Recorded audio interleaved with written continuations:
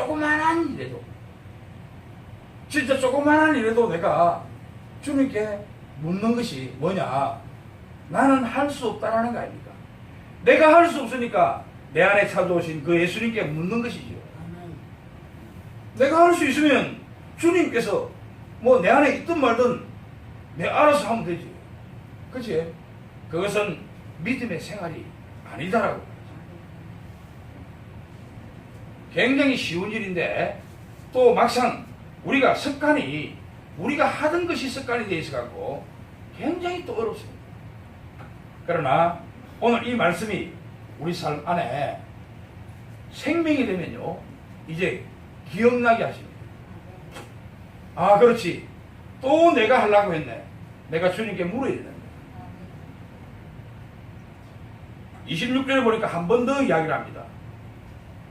누가 구원을 얻을 수 있습니까? 그러니까 29절에 우리에게 다시 한 번 더 주님은 이야기합니다. 할 수 없는 것을 한 번 더 강조합니다. 어떻게 합니까? 이르시되 내가 진실로 너에게 이르노니 하나님의 나라를 위하여 집이나 아내나 형제나 부모나 자녀를 버리는 자는 누가 이래 합니까? 아무도 이렇게 하는 자가 없다 아닙니까? 그죠? 할 수 없는 일 아닙니까? 예수님은 마태복음 5장 44절에서 원수를 사랑하라 했습니다. 우리가 글 속에 나오는 사랑하라 이라니까 원수를 뭐 아무렇지도 않고 넘어갑니다. 그런데 우리가 어떻게 원수를 사랑할 수 있습니까? 원수에게 용서하는 것도 어려운데. 아니, 술 먹고 내한테 조금 안 좋은 소리 한 것도 내 마음에 꽁 해갖고 이렇게 갈고 있는데 어떻게 우리가 원수를 사랑할 수 있느냐 이 말이라. 원수를 용서하는 것도 어려운데 원수를 사랑한다? 우리가 할 수 있는 일이 아니다 아닙니까? 이걸 우리가 할 수 있다라고 생각합니까? 그냥 성경 볼 때 그냥 넘어가는 말 아닙니까? 그냥 원수를 사랑하라. 말은 알지. 그런데 이것이 우리 안에 와 있지 않다 아닙니까? 왜? 우리가 도저히 할 수 없는 일이라서. 이런 것은 생각도 하기 싫은 거라. 성경을 읽을 때 그냥 넘어가 봅니다. 우리가 할 수 없는 일이거든요. 그리고 아무든지 나를 따라오려든 자기를 부인하고 날마다 제 십자가를 지고 나를 따르라. 십자가를 지고 따르는 게 뭔데요? 죽는 거 아닙니까? 죽는 거. 십자가에서 예수님이 십자가를 지고 갈 때 수도 없는 사람들에게 조롱받는 거 아닙니까? 내가 밖에 나가서 내 죄를 폭로해야 될 거 아닙니까? 십자가를 지고. 나는 이런 사람입니다. 알고 보니까. 내가 예수 믿는 것 같아도 나는 이렇게 삶을 살고 있고 날마다 내 안에서 더러운 것들이 나타나서 내가 또 죄를 지었습니다. 누가 그래 합니까? 밖에 나가봐라고요. 예수 믿는 사람은 천지인데 그런 이야기 하는 사람은 없습니다. 내가 내 회사를 위해서 좀 잘되게 하기 위해서 내가 좀 사기를 치습니다. 사람들, 사업하는 사람들 꽉 모아놓고 내 그 이야기 하는 사람 있습니까? 예수님은 그렇게 했다 아닙니까? 십자가를 지고 5만 사람들에게 조롱을 다 받으면서 갔다 아닙니까? 이것이 십자가를 지는 일이라. 선한 척, 내가 바른 척, 나는 예수를 믿고 나서 뭐 변해갖고 진짜 좀 잘하는 것처럼 이런 것이 아니고 내가 십자가를 예수를 믿었는데 오히려 나는 내 안에서 죄가 드러나서 내가 사람들에게 고백하고 내가 이런 죄를 짓고 내가 저 사람을 바라보면서 이런 마음을 부었습니다. 나는 악질 중에 악질입니다 하고 이게 십자가를 지는 삶이라. 그리고 어떻게 합니까? 내가 갖고 있는 생각이나 뜻이나 관념이 그냥 못 박아서 아예 나타나지 않는 것을 십자가를 지는 일이 했는데 할 수 있느냐 이 말이라. 할 수 없다 하니까 우리가. 그렇지? 전혀 할 수 없습니다. 하나님 말고는요 할 수 있는 일이 없습니다. 그래서 27절에 우리는 할 수 없지만은 하나님은 할 수 있다라고 이야기하는 겁니다. 하나님만 할 수 있습니다. 네.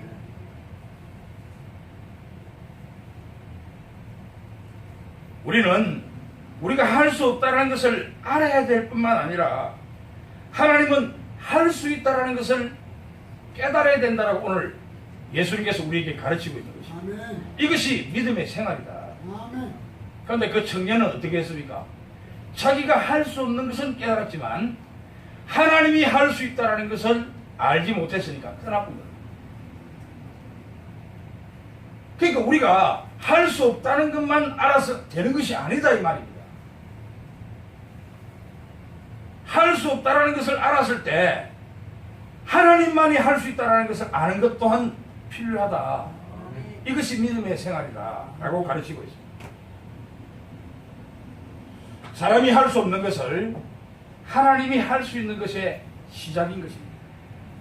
우리가 할 수 없다는 것은 오늘 이 말씀을 잘 보면요, 우리가 할 수 없다는 것은 하나님만이 할 수 있다는 것은 우리가 할 수 없다라고 고백할 때 하나님께서 하시겠다는 겁니다.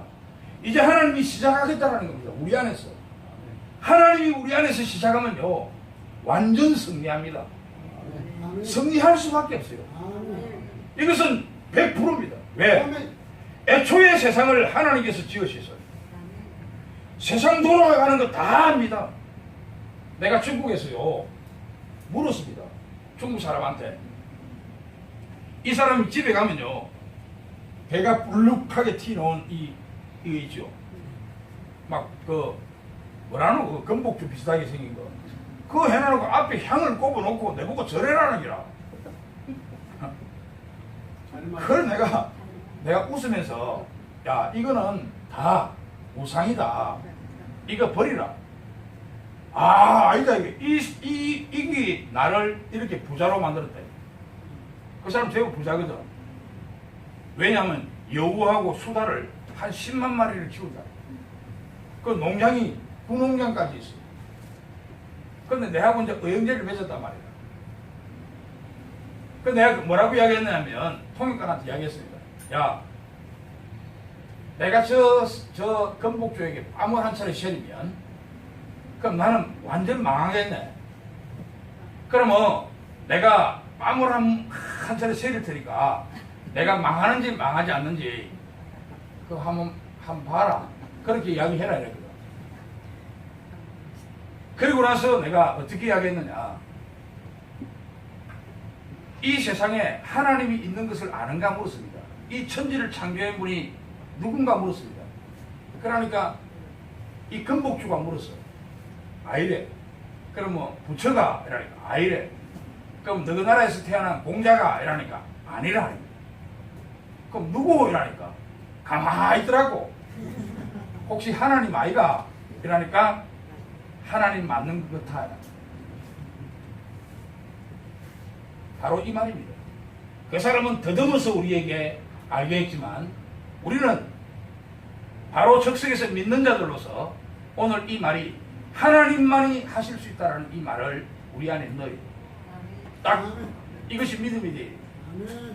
이것이 생활이 돼요. 그래서 바울은요 수도 없는 기적을 일으켰습니다.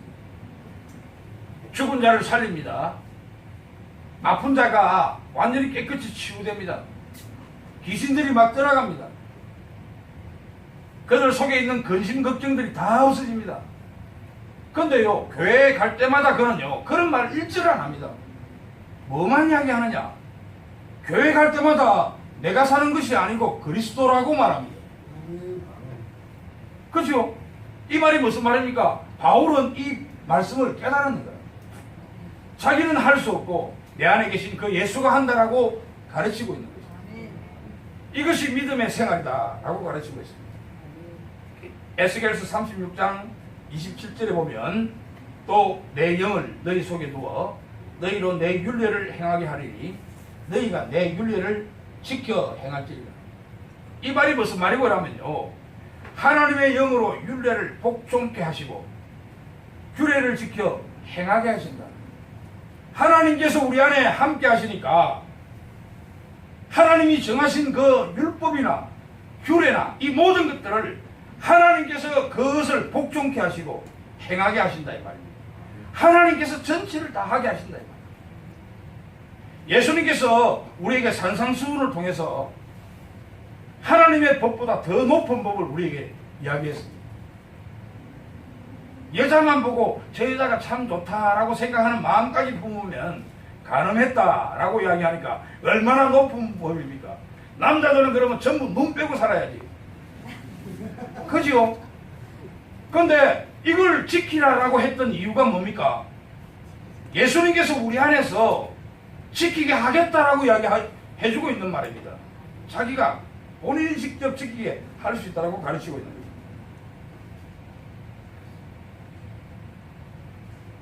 그러니까 그 예수님 말고는 우리 안에 어떤 것도 지킬 수가 없습니다. 믿음의 생활은 오늘 말씀을 가만히 생각해 보면 이런 겁니다. 나는 십자가에 못 박히고 그리스도가 사는 것이다. 이것이 믿음의 생활이다. 그러면 어떻게 삶을 살아야 되겠습니까? 우리가 삶 속에 어떤 희망을 갖고 살아야 되겠습니까? 이 말을 하면요, 이상하다 이 말이라.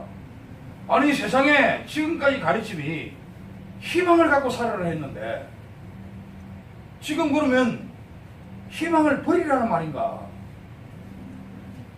희망 버려야 됩니다.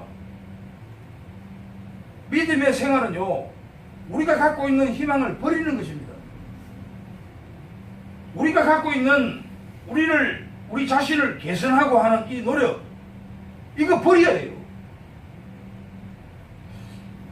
이거 버리라 이러니까 그러면 삶 속에 어떻게 산다 말인가? 소망도 버리고 희망도 버리고 다 버리고 내가 바르게 살기 위한 어떤 개선하는 것도 버리고 이 말을 하면 원파 비슷하다 이렇게 생각한다고. 그죠?